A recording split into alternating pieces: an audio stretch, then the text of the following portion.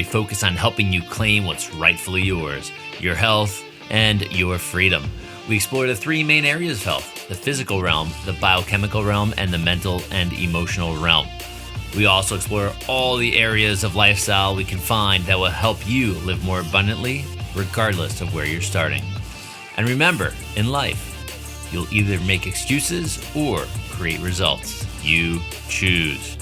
I'm your host, Dr. Josh Hant, and I'm glad to be with you here today.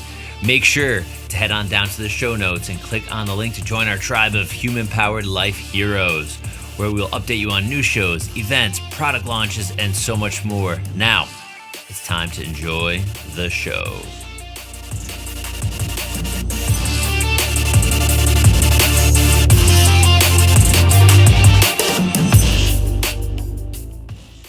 Hey everyone, welcome back to the Human Powered Life podcast. We have an amazing guest today. His name is R. Blank. He's got a really cool company. We're going to be talking about EMF and actually mitigating EMF and helping people be healthy. So R, welcome to the show.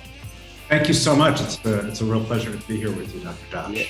Yeah. I'm excited to have you here. I think this is going to be a great conversation. This is a topic that I think is going to be evolving immensely over the next, 5, 10, 15 years as technology is, in and around all of us all the time. I know people have a cell phone never more than 3 feet from their body. So yeah. EMF is close and nearby all the time. Well, let alone, electrical wires, all that stuff. I'll let you do all the detail stuff. So our two things. I have two questions we're going to start with. One, the name. I love it. Simple, easy. Where'd that come from? And two, just give us a little bit of a background, a little backstory behind you and what made you who you are today.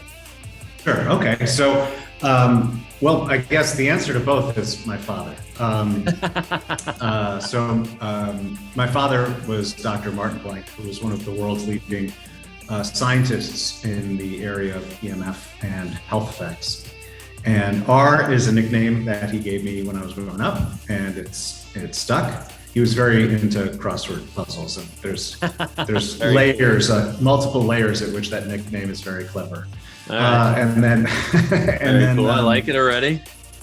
And then how I got into what I'm doing is also because of him, right? So I mentioned he was one of the world's leading scientists in this area. He did decades of research at Columbia University Medical School, as well as other institutions around the world. He inadvertently or unintentionally, I should say, became an activist, very high profile in the communities that really wanted to do something about EMF exposure. And he testified before parliaments in Canada and Europe. And so it was 2012, and he got a contract to write a book about everything he had learned on this topic. But unlike everything he had written in his life previous, this book was meant to be understood by normal people. And so as he was going through that process of what became known as Overpowered, which is it's available on Amazon and on ebook for Kindle, and it's still, even 10 years later, one of the leading texts on this topic. He asked me for some help to make this an accessible, digestible work. And at that point, my career had been in software development, but I'd written a book and I had taught on the faculty of the University of Southern California. So I had a bit more experience in this type of thing. So I was happy to jump in and help. Now, he obviously was my father, so I always grew up around him. And so I knew kind of the work he did. But it was really in the context of writing that book with him that a few things really hit home. So one is that the science on this topic, the science that shows that EMF is bioactive, is incredibly strong. And when you hear it reported in the media, there's very often both sides is a bias to it. Like, oh, well, some science says it's really harmful. Other science says no. What are we going to? And so writing that book really exposed me to the depth of the science supporting the conclusions that this stuff is bioactive, that this stuff is harmful. But also, based on my background as a software engineer and I have an MBA, so I've been an entrepreneur my whole life.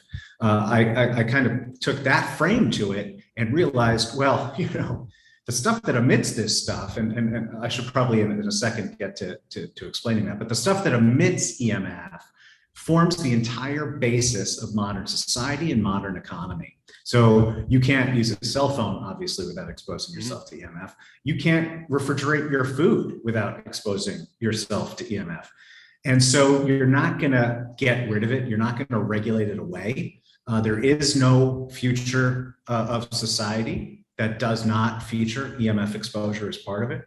So there had to be safer ways for people to engage with technology. And that's where the idea for what became SYB started. And so that was in 2012, launched my first product in 2013, and eventually went full time with SYB in 2016. So I've been going at this for 10 years and just over 6 years full time.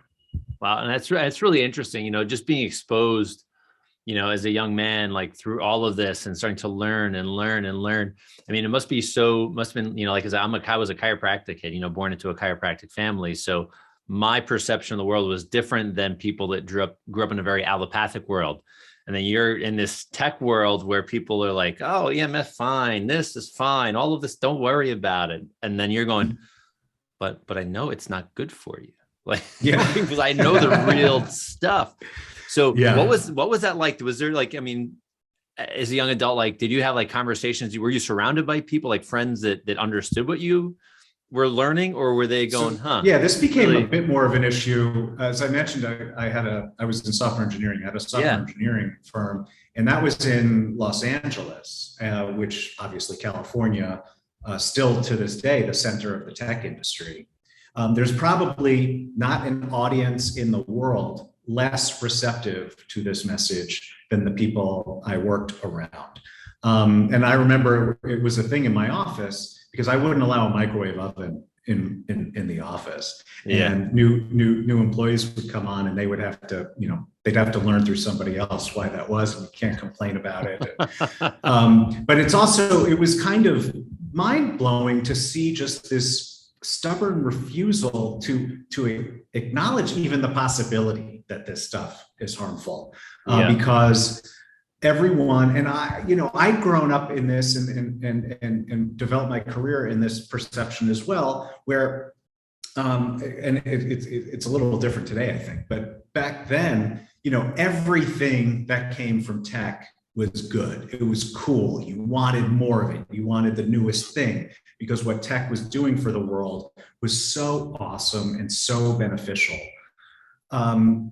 And so there's this bias to begin with. And then you have the fact that everyone's income and careers depends on this stuff being sold and consumed. Right. There's just this real curtain there, a brick wall that prevented people from even believing that this was possibly true. I feel like that has changed. I mean, there's still a long way to go. I feel like that has changed even in the past 5 years. But that was definitely characteristic of my experience. I think that's in my career. That's pretty wild. I think my first real exposure, I'm guessing, like I said, pre-show, like maybe 2014, 2015. I don't remember exactly when. I went to a chiropractic conference called California Jam, Cal Jam in Southern California. And the people that show up are experts in the EMF world. Like we had like Mercola, we've had Dave Asprey. They have all of these people that are talking about different bits and pieces of health and well-being. And I'm like, this EMF thing is crazy. Like in my head, I'm like starting to learn little bits. I'm like, this is, it's like you said, it's in and all around everything that we do all day. And I started to hear it may have been Dave Asprey or may have been like a Ben Greenfield talking about like keeping a cell phone in a pocket and getting a DEXA scan after like 5 years of that same exact pocket and having bone density be lower in that one leg compared to the other. I'm like, holy crap, this stuff really, it's affecting the physiology of being a human. That's scary. And that's like a thing you can see, let alone what it may be doing to the cellular level. So I guess the next question really would be to like, maybe give an explanation of like maybe where it is, like where it's found in a home where people spend most of the time, or an office, and what are the most like intense amounts of EMF, like where you get the most intense exposure, which would be the most harmful to your health? Sure. So EMF, and for those who don't know, it stands for electromagnetic field. It's also sometimes called electromagnetic radiation.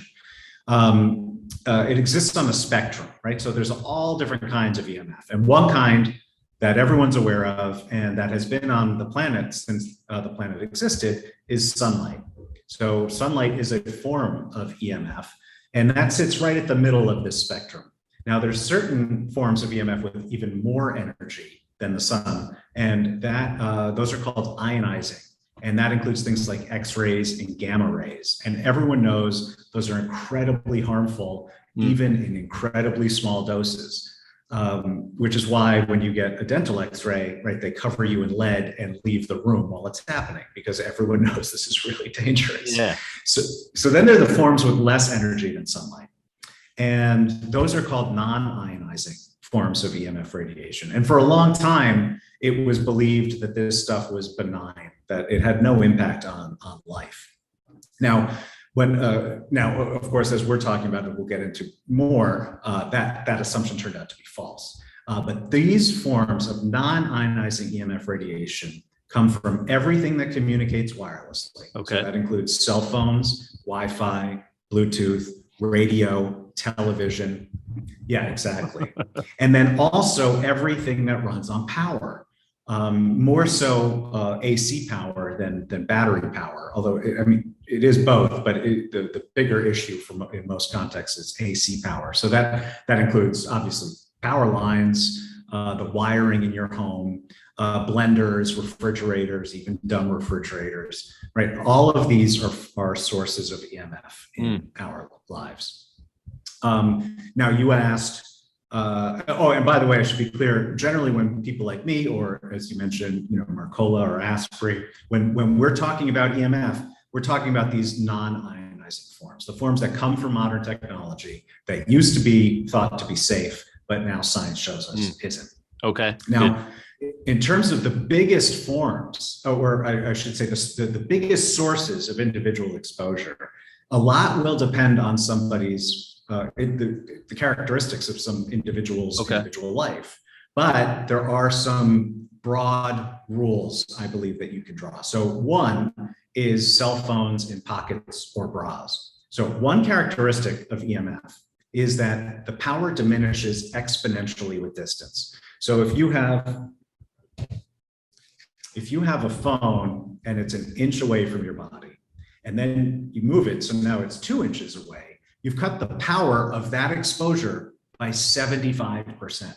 Oh, wow. Conversely, what that means is when it's right up against your body, you are getting a full maximum dose of what this device has as its potential. And to be clear, these are very powerful transmitters, right? The cell phone connection is designed, the cell phone card is designed to communicate over miles. And that is just one of the wireless cards in there, right? Because you have Wi-Fi, you have Bluetooth, you have NFC for wireless payments, you have GPS, you have all of these multiple sources separately. And so phones are really big.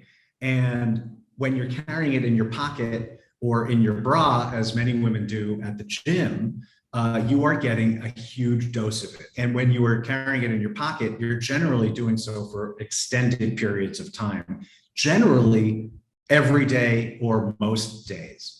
So I believe that for many, many people, despite how much EMF there is in the environment, and there is a lot, and it is growing every day, every month, every year, despite all of that, for many people, phones in the pocket is going to be one of their biggest, if not the biggest, sources of their personal exposure.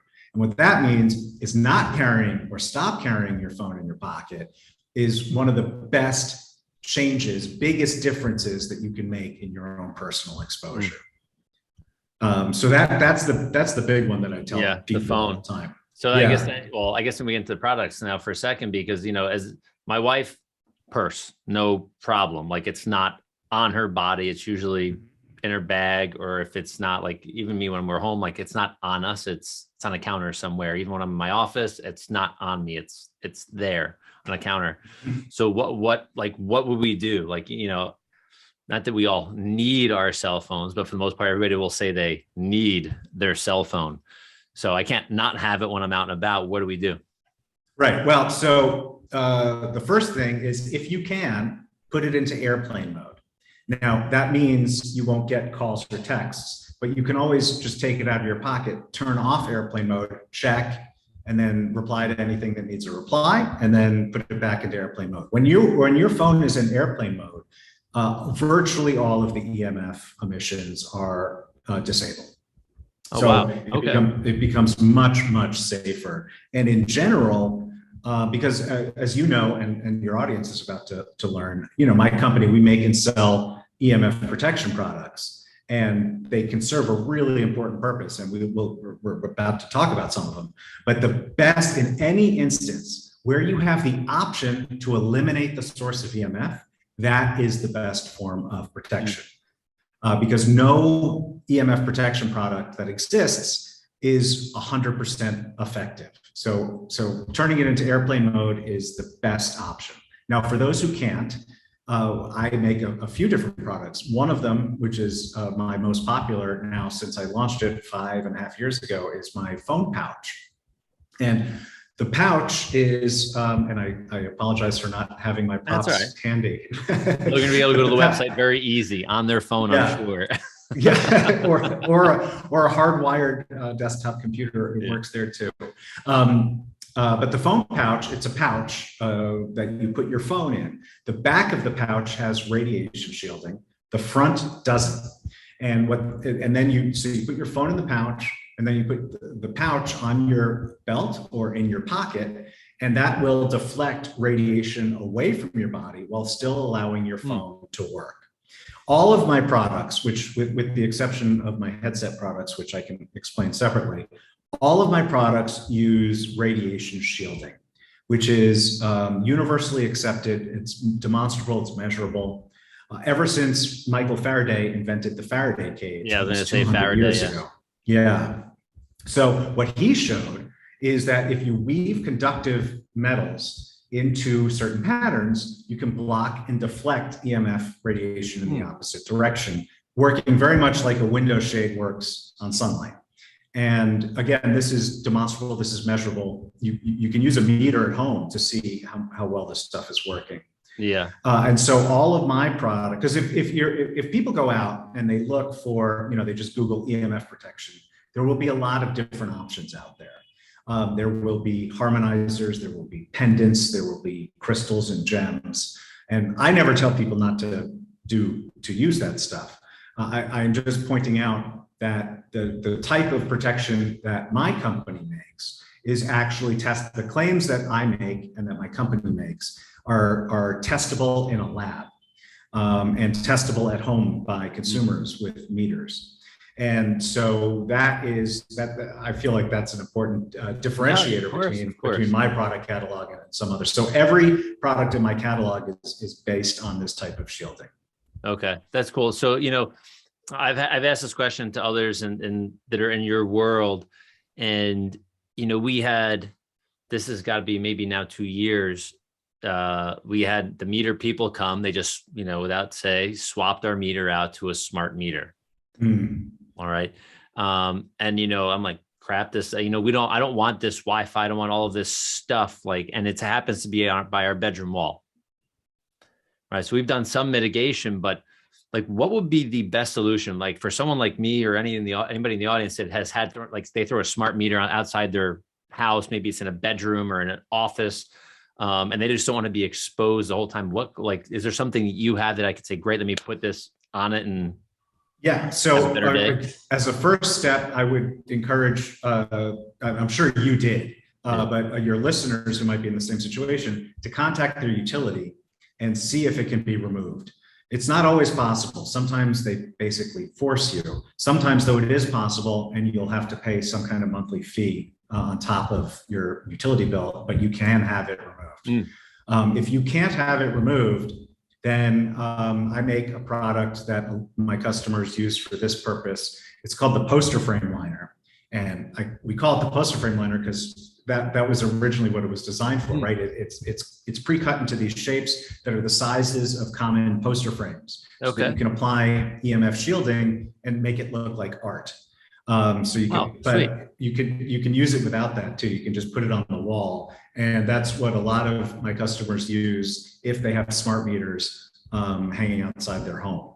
Okay, so I guess my question, which will be my wife's question, is I put it because it's like on the side of our bedroom wall, like so we have our bed goes against the back of the wall and it's off to one side. Is it paintable? You mean, can you paint on top of it? Can I paint on top of it? Yes. Okay. I just want to I have to make sure of that first and foremost, because or I have like a white box on a wall that's a different color. I'm like, sorry, dear, it's for our health. And it may not be good for my health though. Or you could put it into a poster frame and put whatever artwork makes your wife happiest. Yeah, exactly. True. Okay. That may be the solution. Good. I'm glad we got that taken care of, because I know smart meters have become a huge thing all over the country. And I see the cars driving around every day, every single day. Another product that I make that it's not specifically for smart meters, but we created it and added it to our catalog specifically because, for the first several years I was doing SYB, we focused on building products, and I realized that I later realized we're all focused on protecting you from sources of EMF that are largely in your control, right? So like the phone pouch, your cell phone's in your control. This is another form of protection that you can, but that's a product that's in your control. Same with the laptop pad. Having a laptop and how you use it, that's in your control. Yes. What I realized was I was leaving people more, let's say, unprotected from the growing number of sources that are outside of their control.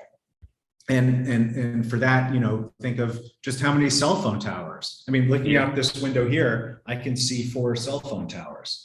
That's not something that's in your control. Yeah. All of the Wi-Fi networks coming from your neighbors, that's not in your control. And so while it's not really possible or easy, let's say, to convert your home into a Faraday shielded home, I realized we could create a bed canopy. So while you're not fully protected all day long, you are fully protected all night long, which is a big chunk of the time of that you're around, right? It's like a third of your day. And it's also a really important third of your day. It's when you're supposed to be resting, rejuvenating, healing, preparing for the next day.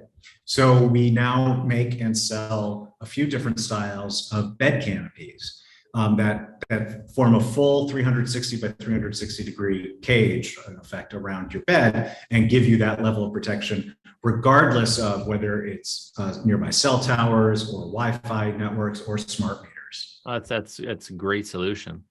Great solution. Thank you. I can imagine like me wanting to walk around and go on an airplane with one. Yeah. But all right, so this is good. So I think we have some really good content here so far. I'm learning a ton, and I think the products are really neat. And I love that it's like we're obviously not getting rid of EMF, like you said, in our lifetime. I think it's just going to exponentially grow. I just hope the powers that be that are creating, like, for instance, like, I hear tons and tons about 5G and how impactful or how powerful it can be as far as EMF radiation compared to even just a generation before. Are there other solutions? Have you been researching and seeing other things that may be potential to help with the fast growing changes that are happening in that world? Hey, we're giving you a short break here where you can head down to the show notes or lifestylelocker.com and join our tribe of human-powered life heroes. You'll be the first to know about new shows, events, product launches, affiliate specials, and more. And now, back to the show. Like what? Yeah. Well, I'm just thinking, like, because we have the technology which has been tested right now. Like your fathers helped, do all this research from, generation, decades ago to where we are today. We have all of this content, all these products now that are, aiming EMF away from the body with the strength of the EMF or the strength of this radiation that's getting more powerful, will it impact technology like yours? Like I'm just thinking like, superheroes like battling with energy, right? Okay, we have the bad stuff and then we have the block. Like if this becomes so powerful, how will it make a difference to technology like yours? Or does something need to happen? Do we need to double down on it? In general terms, right?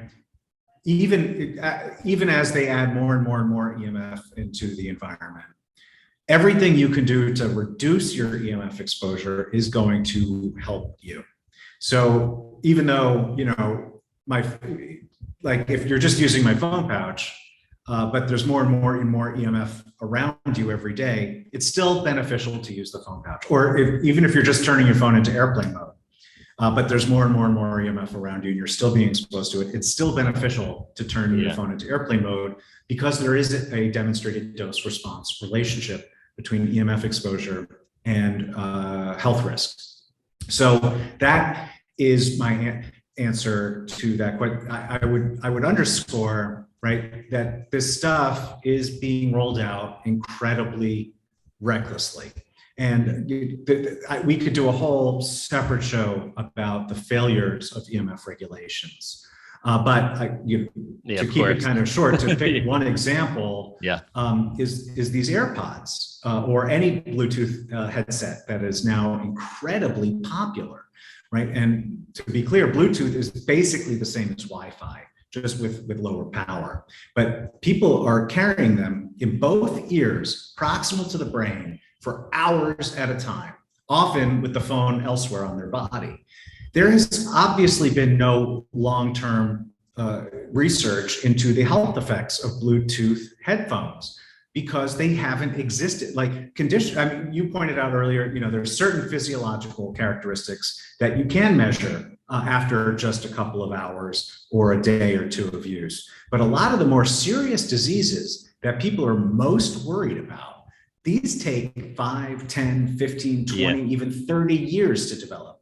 There's no way that you can conduct that kind of safety testing on technology that's existed for a couple of years. And so this stuff is being released into the marketplace without any of this long-term testing. And people, as I heard you talk about on other episodes, right? People want to assume that if something's available for sale, that means it's safe. But we also know the other side of that is that it's not, right? Because that's not how any of this stuff is tested or regulated. And we're doing that over and over and over. We have no idea what the health impact of the EMF exposure from driving a Tesla over 5, 10, 15, 20 years is going to be. And so we are the experiment. We are the guinea pigs. And that's why it is so important for people to be making the changes that they can make, like putting their phone into airplane mode or turning their Wi-Fi off at night, taking the steps to reduce your exposure, because so much of your exposure is really, it's not just outside of your control, it is growing and growing and growing every year. Yeah, I think your next product's gonna be like Tesla floor mats and seat covers. We get asked about cars all the time. It's it's a really complicated thing. I said this on older episodes. I had a thought when they first come out, I commute to the city and I'm like, it'd be a great vehicle. Not even thinking about the cost of actually charging the thing in my house. Now I know how expensive it is to charge one of the things that costs more than my fuel, plugging it into my house. But my mechanic, I was talking to him about it, and he goes, would you live under power lines? I'm like, oh, really? Your mechanic said that? Yeah. I go, no. He goes, why the hell would you want to sit on a multiple 1,000-pound giant battery? Yeah. I go, good point. Thank you. It was it. Simple. Like it was like Mr. Simple thinking simply, which most of us don't. We just think like, oh my God, so cool. We don't have to pay for gas. And then you pay $300 extra a month for power, or whatever it is. And then you don't know the health, the benefits, the ramifications of what you're doing to your own body, which is pretty crazy. Yeah, I mean, the more people that become aware of this, the more pressure there will be on companies to start. Again, you're not getting rid of EMF, but there is a lot that these companies could do in terms of product design, in terms of standards development, that really start to bring down the levels from their products. And they really basically aren't doing that now. So the more aware people become, the more pressure there will be for manufacturers to start doing that. Yeah, they just need to refine. I mean, just I would think it would make sense. I mean, obviously, it's like, we're not regulated. We can do whatever the hell we want. Let's just pump it out. We know that EMF is bad. We know that it's, going through their brains. We know that their phone in their pocket can cause cancer. I mean, when you get your new cell phone, it says it on the piece of paper that's in the box. This can cause cancer. I mean, how many people actually read that? Yeah, and people don't read the manuals. I mean, if you read the iPhone manual, it tells you not to carry it in your pocket. But no one, like, don't put it against your head. Or to hold it up against your head. Don't put it against your head. And you're like, huh?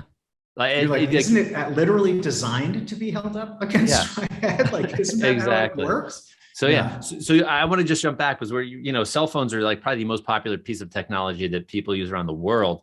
And you mentioned, you have like the, from the shielding, the tent to the phone pouch to all of these other different things. But you said the headphones are different.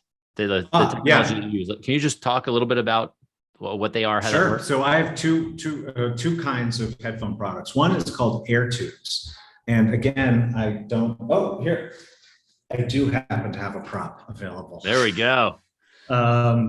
So let me start by saying, I already gave my speech against wireless headphones, Bluetooth headphones.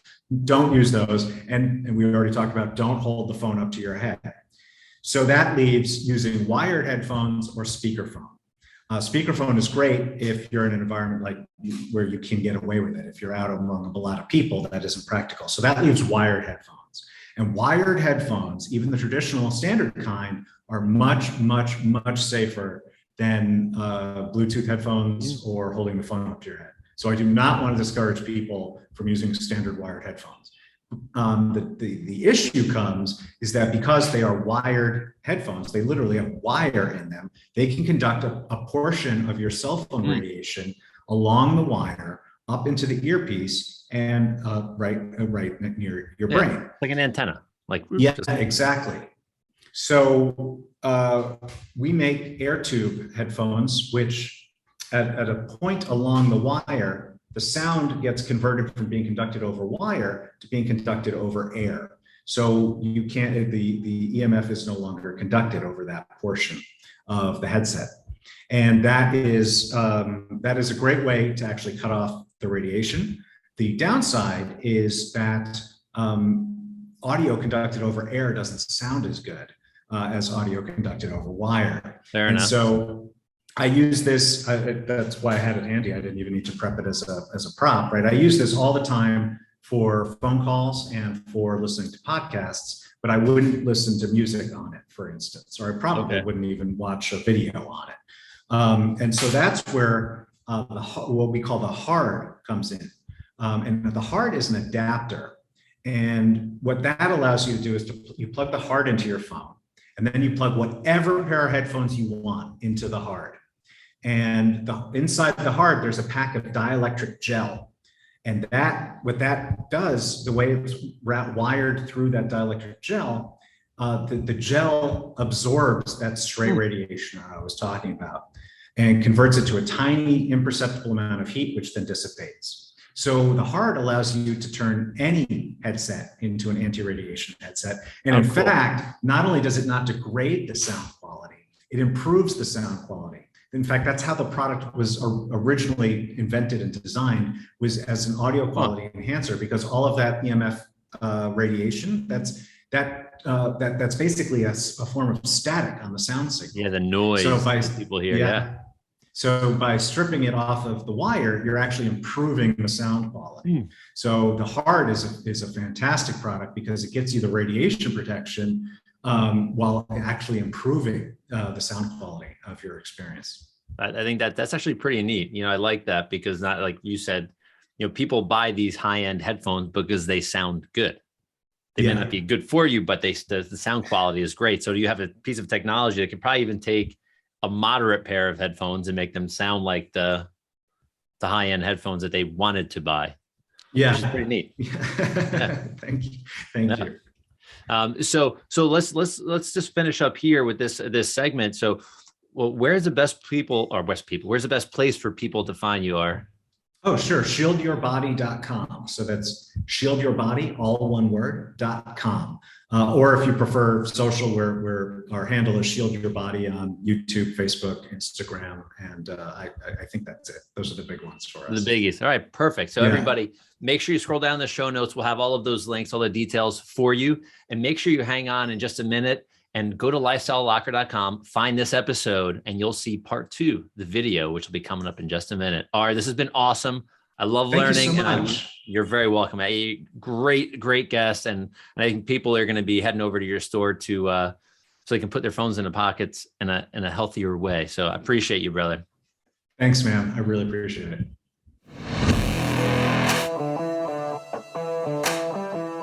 Thank you for tuning into this episode of the Human Powered Life podcast.